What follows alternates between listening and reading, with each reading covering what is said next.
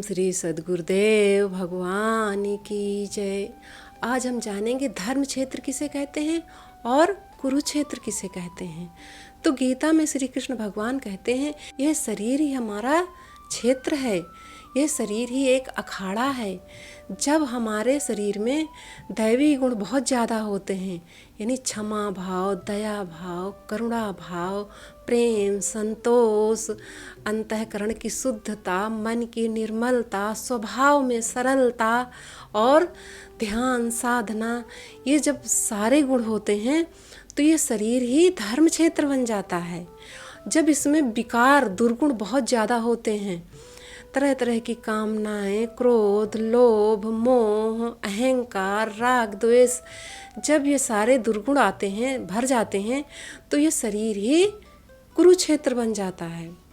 श्री कृष्ण कहते हैं प्रकृति से उत्पन्न इन तीनों गुण, राजसी, सात्विक, तामसी, इन तीनों गुणों से परवश होकर मनुष्य कर्म करता है। वह क्षण मात्र भी कर्म किए बिना नहीं रह सकता है, गुण उससे कर्म करा लेते हैं। तो ये प्रकृति के जो 3 गुण हैं, इन गुणों के द्वारा ही हमें देवता से लेकर कीट पर्यंत शरीरों में जाना पड़ता है। अगर सात्विक गुण है तो देवता हैं हम, यानी अच्छे कुल परिवार में हमारा जन्म होगा।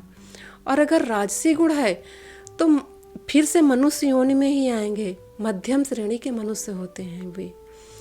और अगर तामसी गुण कार्य कर रहा है तो पशु पक्षी, कीट पतंग, अधम योनियों में हमें जाना पड़ता है।